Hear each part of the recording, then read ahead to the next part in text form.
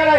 इन्हीं चंद कलिमात के साथ हम अपनी बात को वापस लेते हैं और तमाम लोगों का शुक्रिया अदा करते हैं कि आप लोग यहाँ पर आए। एक मरतबा फिर कहते हैं, चमन अपना है या अपने चमन के बागवा हम है, लहू देकर इसे सींचा है, इसके पास हम है, इसकी हिफाजत करेंगे, जमहूरियत की हिफाजत करेंगे, कानून की हिफाजत करेंगे। वाखिर दावाना अल्हम्दुलिल्लाह। कई काला कानून, आज आपको सिर्फ एक बात कहना चाहता हूँ, ये 100 साल से आप पर एक जमात आप पर एक्सपेरिमेंट किया है, उसी का एक नतीजा है कि कभी 3 तलाक, कभी बाबरी मस्जिद। मैंने एक तबके को, जो भीमराव अम्बेडकर ने जो संविधान बनाया था, चंद लोग उसको, एक बिरादरी को, एक कौम मिल्लत को टारगेट किया है। उसके लिए एक एक आदमी को लड़ना होगा। मैं आखिरी में एक शब्द कहकर मैं बैठना चाहता हूं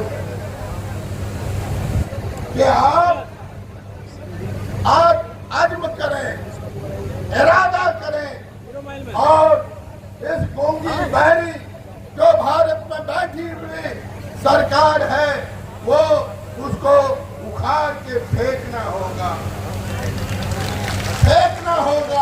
और खासकर सीमांचल को जिन लोगों ने टारगेट किया है, जख्म भी वही देता है, नमक भी वही छिड़कता है, मलहम भी लगाता है।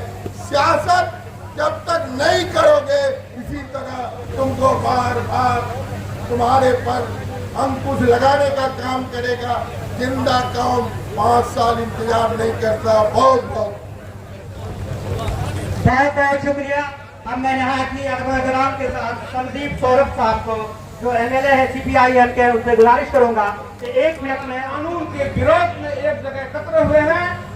और इतना ही नहीं, ताकि जंग आजादी की लड़ाई हम लोगों ने लड़ी है और हम लोग सेकंड फेज में, हम लोग सब लोग, सारे लोग, सेकुलर मिजाज के लोग मिलकर लड़ा है।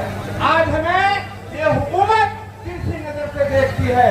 और उतना ही नहीं, 1857 में जब पहली फिलिस्ट में हिंदुस्तान की लड़ाई हुई थी, तो 18,000 उलमाए इकराम का गर्दन को काट कर दिल्ली लाहौरी गेट से वहां तक काम किया गया था। उस पर कोई नहीं था, उनको सिर्फ मुसलमान ही था। और सेकंड फेज में तब उसके बाद मुसलमानों के साथ जो भी सेकुलर जमात के लोग हैं, चाहे हिंदू हो या मुसलमान, सिख और ईसाई हो, सब लोग मिलकर हम लोगों ने जंग आजादी की लड़ाई लड़ी थी। और आज हमें तिरछी नजर से देखी जा रही है। ये हुकूमत नहीं है, बरतानिया हुकूमत के तरफ और हम लोगों को पीट किया जा रहा है। और जो अंग्रेज की हुकूमत थी, अभी जो हुकूमत है सेंट्रल गवर्नमेंट की, चाहे वो भारत सरकार हो, हम लोगों को अजीब तरह से, ताकि वो एक नजर से देखते हैं। और उतना ही नहीं, ताकि हम लोग जंग आजादी की लड़ाई में हमारे पूर्वज मर गए, दुनिया से चले गए, पाकिस्तान चले गए, बांग्लादेश चले गए, हमारी कमी हो गई।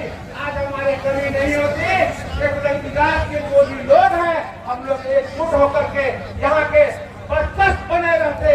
उतना ही नहीं, ताकि मुसलमानों के साथ नरेंद्र मोदी तिरछी नजर से देखते हैं, तौबा करते हैं। उनका काम यही रह गया है, फिरका परस्त को बढ़ावा देना और लोगों को लड़ाना और सारे मुसलमान के नामों को बदल करके अपने हज़बहा नाम रखना, चाहे वो कुल का नाम हो, चाहे वो सियासी हालात का नाम हो। आप वो अलग रहिए। और जो भी हम कह रहे हैं, ये बात अपने तक जब्त कीजिए, ताकि हमारे उलमाए किराम जो भी शहीद हुए, 18,000 उलमाए किराम को शहीद कर हर पेड़ पर टांग दिया गया दाढ़ी के साथ। उस दिन वो लोग कहाँ थे? नरेंद्र मोदी कहाँ थे? जंग आजादी की लड़ाई में सेकुलर मिजाज के, चाहे वो सिख हो, चाहे वो हिंदू हो, चाहे वो मुसलमान हो, सब मिलकर लड़ा था। बाग में हर तरह के फूल रहते हैं, तभी इसको बागबान कहा जाता है। हर तरह का फूल को खुशबू मिलना चाहिए।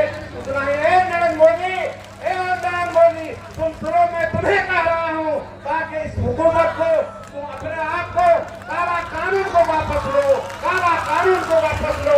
हम तुम्हारे साथ हैं। हमारी अगर जरूरत हो, खून की जरूरत हो, पसीने की जरूरत हो, हम हर वक्त आपके लिए तैयार हैं। और उतना ही नहीं, ताकि ये मुल्क हमारा सदाबहार मुल्क है। चाहे वो सेकुलर मिजाज के लोग हों, चाहे वो हिंदू हो, सिख हो, ईसाई हो, चाहे वो मारवाड़ी हो, सब हम लोग एक हैं। ताकि हम लोगों को चैन से रहने दो, हम लोग अपने अमन जमान से रहने दो। चाहे वो मस्जिद हो, चाहे मंदिर हो, चाहे गुरुद्वारा हो, चाहे वो मस्जिद हो, मंदिर हो, मदरसा हो, सबको हिफाजत से रहने दो। अपने आप को इस तरह मत समझो ताकि अल्लाह के नजर में तुम गिर न जाओ।